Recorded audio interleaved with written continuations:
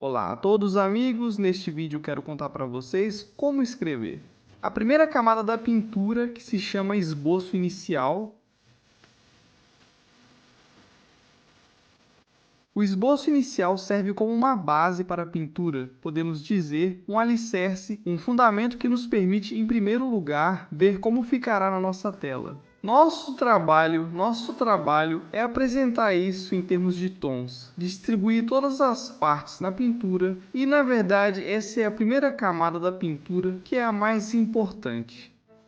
Veja, normalmente o esboço inicial leva uma seção e é feito de forma bastante grosseira em relação às cores. Mas, pelo menos eu tento fazer o esboço inicial de forma bastante precisa em termos de tonalidade. O mais importante, mas o que é tonalidade, é a relação entre luz e sombra, ou seja, essa faixa que vai dos tons mais claros até os mais escuros. Devemos distribuir cada área em seu próprio tom. E eu vou mostrar para vocês, em primeiro lugar, quais cores eu uso: ultramar, azul, marrom de Marte, marrom escuro e transparente. Isso significa umbra natural de Leningrado, depois vermelho inglês, carmim vermelho resistente, isso é ocre claro, eu acho. Isso significa carmim rosa, depois vermelho cadmio claro, cadmio laranja e cadmio amarelo médio. Então, para começar o trabalho, como vocês já podem ver, eu começo pelas áreas mais escuras. Isso, consequentemente, são os cabelos na nossa pintura. E para isso eu misturo umbra natural de Leningrado. E para que ela fique ainda mais escura, eu pego o azul. Com o azul é preciso ter cuidado para que ele não cubra todas as outras cores. Ainda assim, predominam os marrons e os carmins. Eu acrescento, é melhor que o marrom e o bordô predomine, em vez das nossas umbras. Com essa luz escura, passamos a tornar os lugares ainda mais escuros. Continua.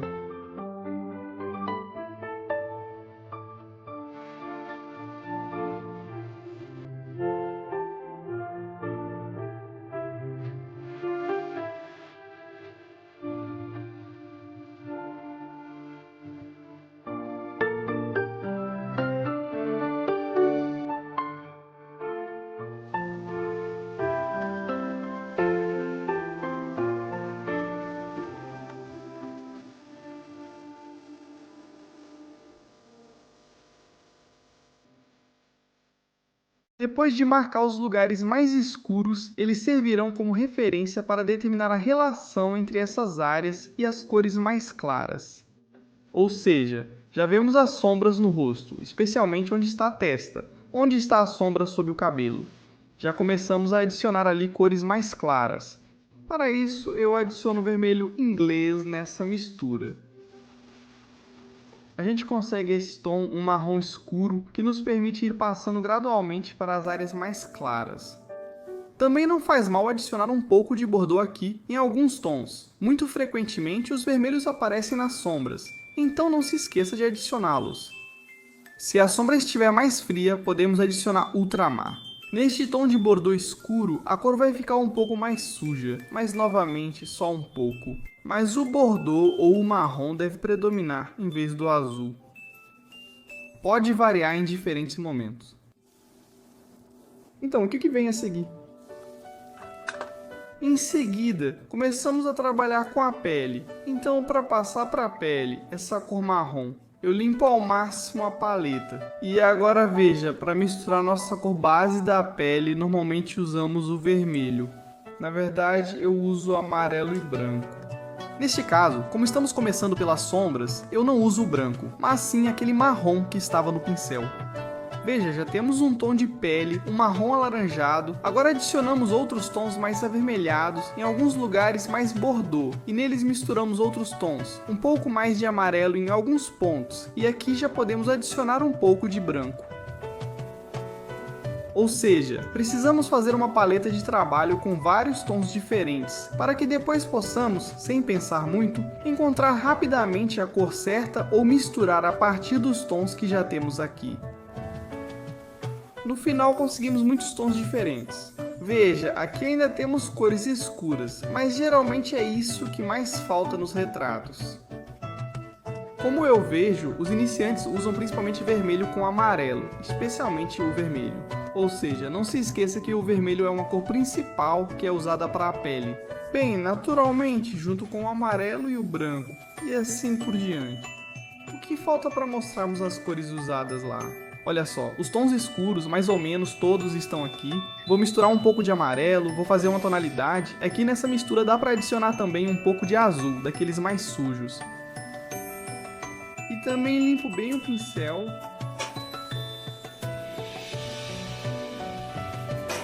E já estamos misturando. Só limpei o pincel e estou misturando de novo. Amarelo, vermelho, o que já estava no pincel também se mistura com o branco. Veja, conseguimos esse rosa. Adicionamos um pouco mais de amarelo, mas não em toda a mistura, só ao lado, para que o rosa permaneça e se misture com o amarelo. Aqui já temos a mistura para o tom de pele, tons médios. Dessa forma, como vocês podem ver no processo de trabalho, vamos construindo a tonalidade.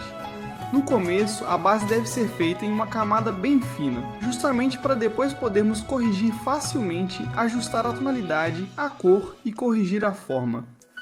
Se fizermos alguma textura, depois será difícil refazer algo, pois a textura vai aparecer por cima. Veja, o principal agora na base não são os detalhes. Os detalhes só precisamos no final. O mais importante agora é separar por tonalidades. Onde está mais escuro, onde está mais claro.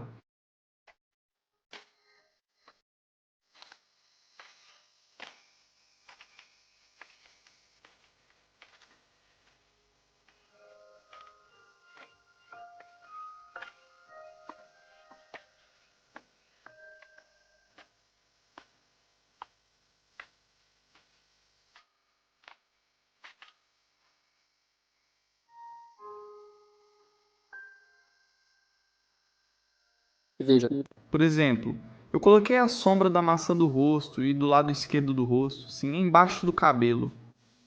Depois coloquei cor perto do queixo, encontrei a testa e assim fui ajustando os tons. E depois, de forma mais clara, mais pontual, eu tento colocar as tonalidades das outras partes.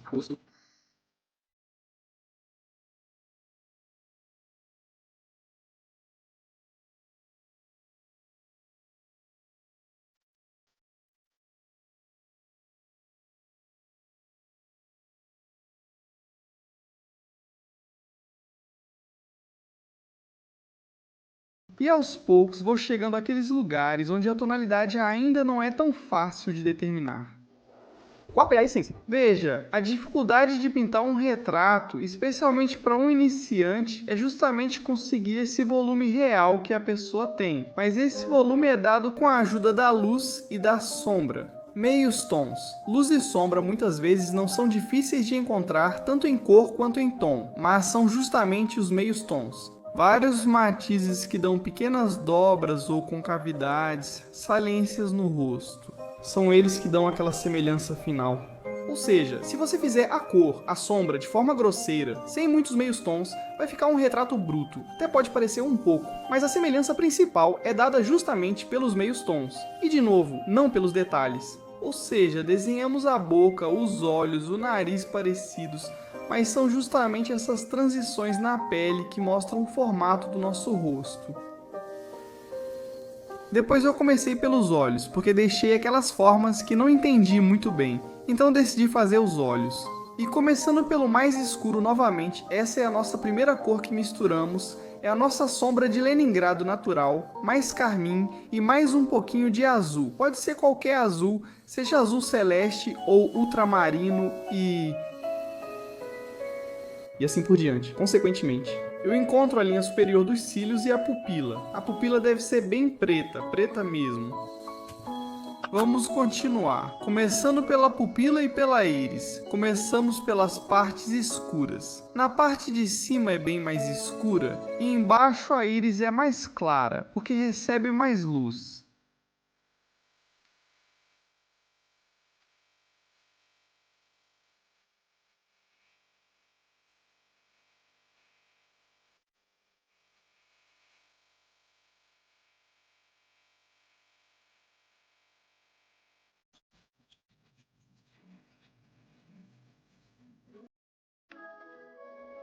E na nossa mistura escura tem até marrom, azul, e aí já vamos adicionando nossos tons azulados e assim por diante.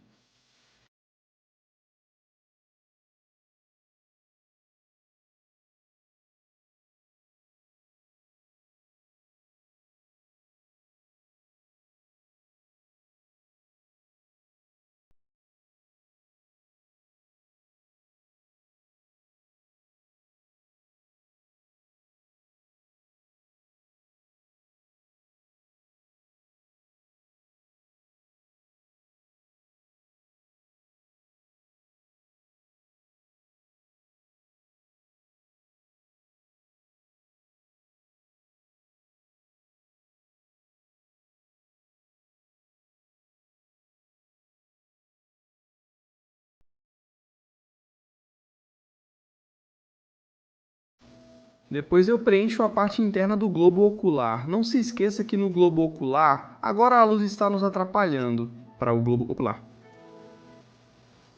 Existem muitos tons, né? Especialmente o rosa que você vê aqui.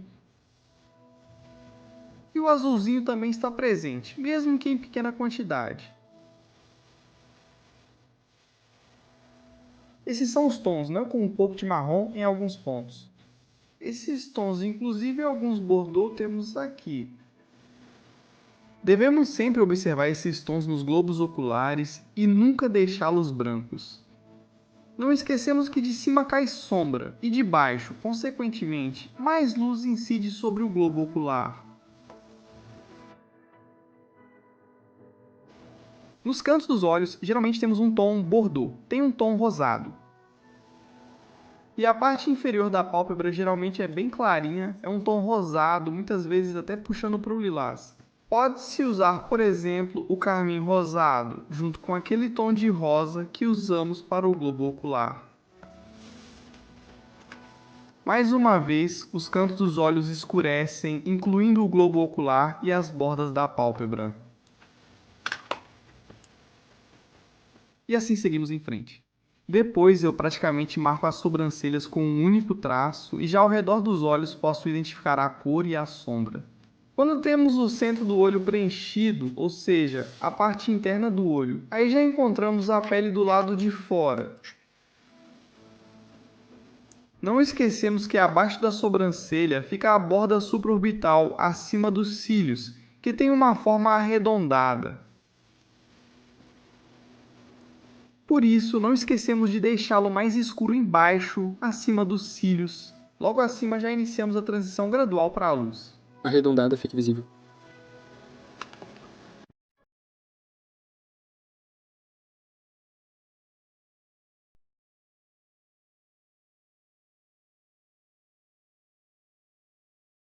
Legendas criadas por legendas criadas por legendas criadas por.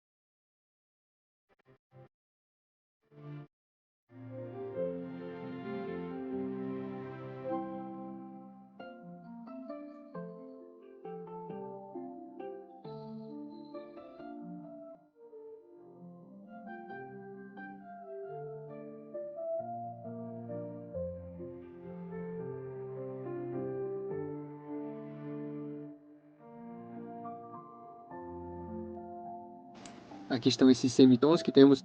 É só terminar. Eu terminei. E novamente, veja, o nariz e os lábios eu fiz de forma bastante grosseira, sem entrar em detalhes ainda. Os lábios. A mesma coisa eu fiz praticamente ainda sem uma faixa única. E só depois, começando com um pincel fino, eu começo a retrabalhar.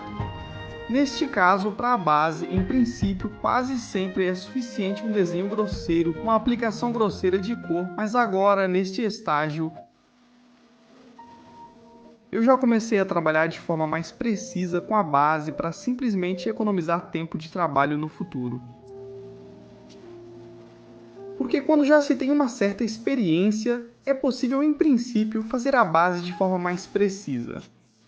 Permite-se isso. Mas nas primeiras etapas, não tenha pressa em tentar fazer tudo muito preciso logo na primeira camada. Bem, em primeiro lugar, a tinta aplicada na tela limpa é mais difícil, não fica tão uniforme, não tão suave. As transições e todo o resto são mais difíceis de fazer. Em segundo lugar, é muito fácil errar na tonalidade. Ou seja, eu já estou tão acostumado que já consigo ver esses meios tons em algum lugar, já de forma mais ou menos precisa. Embora eu também às vezes, claro, cometa erros, mas já vou ajustando quando faço os detalhes, eu já faço de propósito. Eu entendo que se eu errar em algum lugar, não vai ser difícil para mim corrigir. Mesmo assim, no início é melhor não apressar uma base detalhada. Então, quando eu terminei de cobrir todo o rosto com cor, comecei a definir os detalhes com um pincel fino. E em alguns lugares ajustei a tonalidade, por exemplo, escureci os triângulos nasolabiais. Todos esses meios tons, todas as diferentes nuances, eu já pego dos nossos tons que foram misturados basicamente desde o início. E não se esqueçam, o mais importante, mas isso, claro, é do meu gosto, eu geralmente gosto muito de adicionar, especialmente tons de vinho, tons avermelhados nas cores. Para que o rosto fique mais vivo, com uma cor saudável, para ter menos desses tons acinzentados, marrons sujos, meio doentes, enfim, para que o rosto tenha realmente uma cor saudável, e não aquela aparência que muitas vezes vemos nas fotos.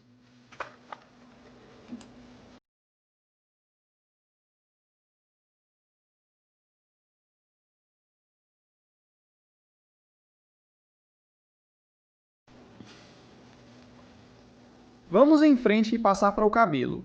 Agora que já temos o rosto pela tonalidade do cabelo, já não é tão difícil determinar quais cores precisamos.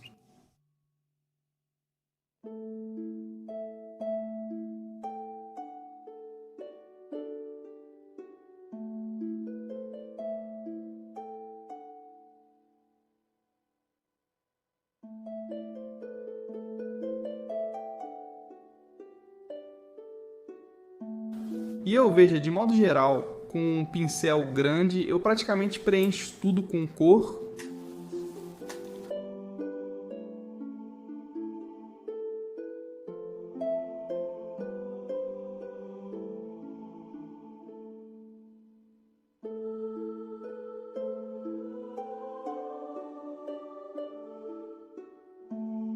Continua.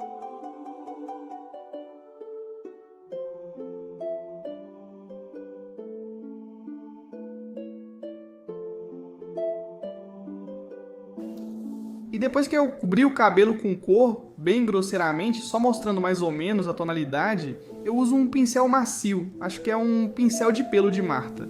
Eu suavizo as várias transições no rosto para que, primeiro, não haja tinta em excesso, e segundo, todas as transições fiquem mais suaves, sem áreas transparentes em nenhum lugar.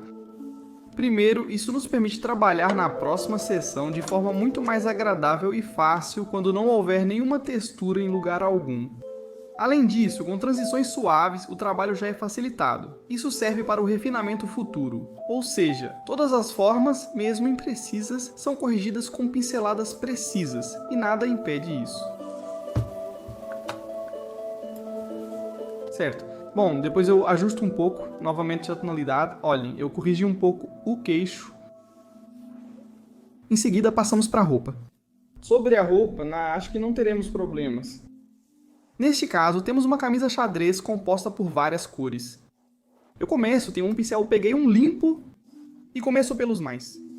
Se as cores e tonalidades estão claras, pode começar com qualquer cor, mas se forem difíceis de entender ou estiverem na sombra, é melhor começar pelas mais escuras.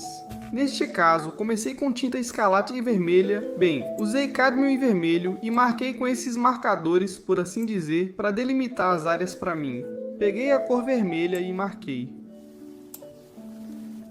Essas são as principais manchas brilhantes. Só que novamente, veja, não se esqueça a luz da sombra. Marquei nas manchas mais brilhantes. Depois começo a misturar com nossos marrons.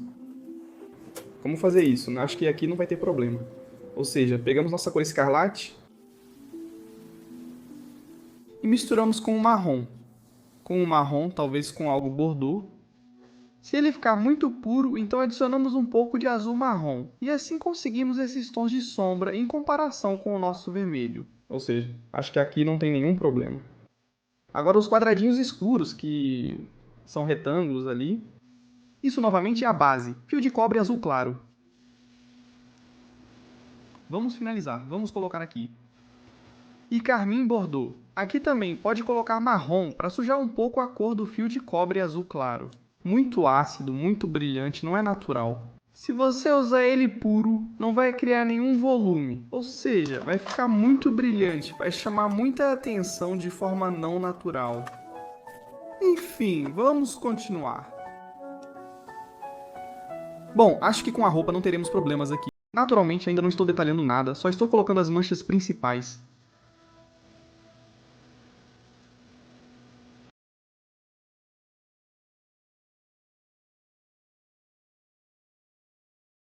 Legenda é criada por legenda.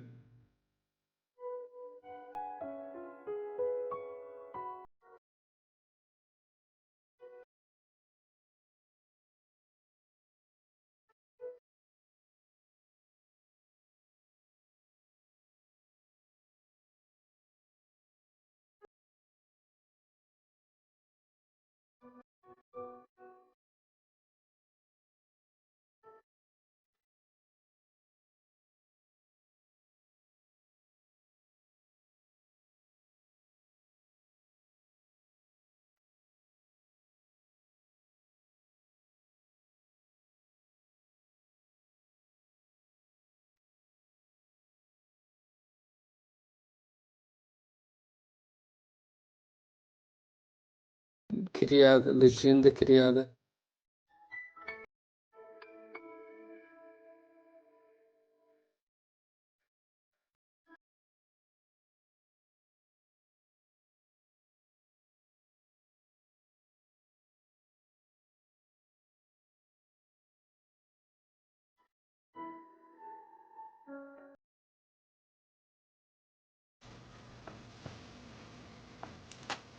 Próximo. Nós já encontramos as outras formas. O abdômen, neste caso, e o braço. Vamos para o braço. Olha só, se você está fazendo a primeira sessão, é melhor fazer com a pele, pelo menos. É mais fácil fazer tudo isso em uma sessão só, o braço e o rosto. Embora, claro, tudo depende das suas habilidades e do seu estilo. Mesmo assim, em uma sessão, quando todas as cores já estão preparadas, então, consequentemente, é muito mais fácil e rápido preencher todas as áreas onde temos pele. Ela começou de novo pela pele, usando tons escuros. Mais um detalhe, um conselho mais preciso para você. Quando você começa a trabalhar, não importa se é com um retrato ou uma paisagem, qualquer coisa, não tenha medo de escurecer. Quando começamos a trabalhar numa tela branca, nossos olhos se ajustam em relação ao branco, e todas as cores parecem muito mais escuras do que realmente são. E no final fica tudo pálido, sem volume. Não tenha medo de escurecer no início, pois clarear depois é muito mais fácil que escurecer. Com o tempo e experiência você encontrará esse equilíbrio.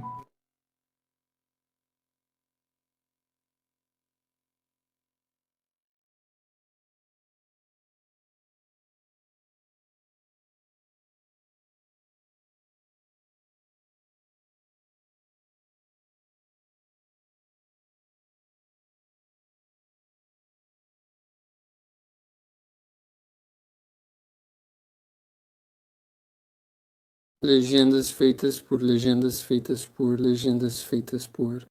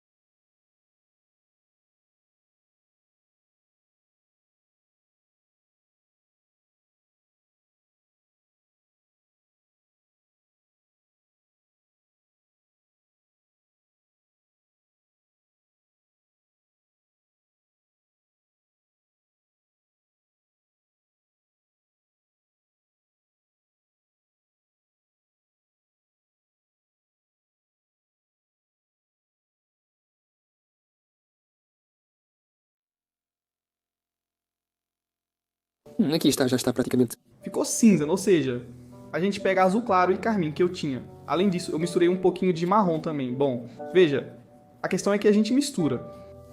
Se você olhar para o círculo cromático, são três cores opostas. Se você olhar para o círculo formando um triângulo, dá bordô, marrom terra de sombra e azul fio de cobre. E veja, agora nesse caso o tom ficou bem arroxeado.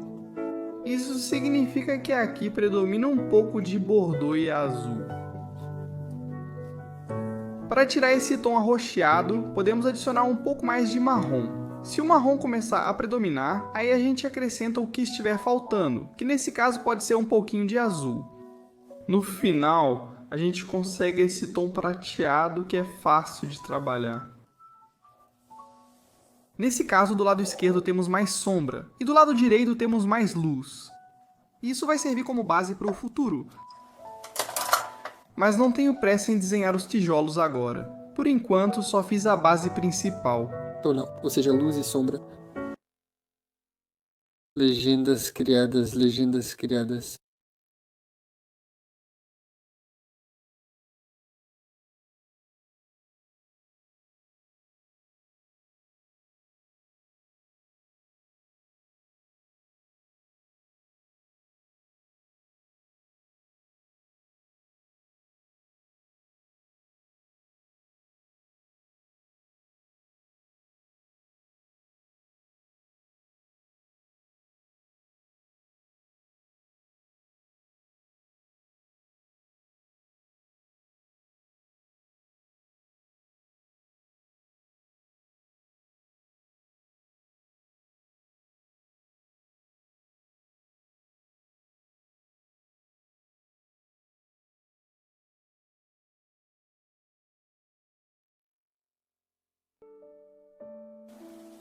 Espero que este vídeo tenha sido útil para vocês.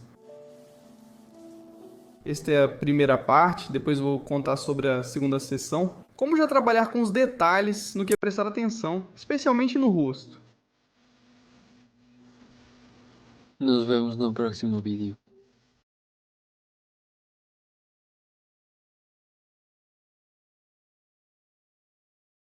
Legenda criada por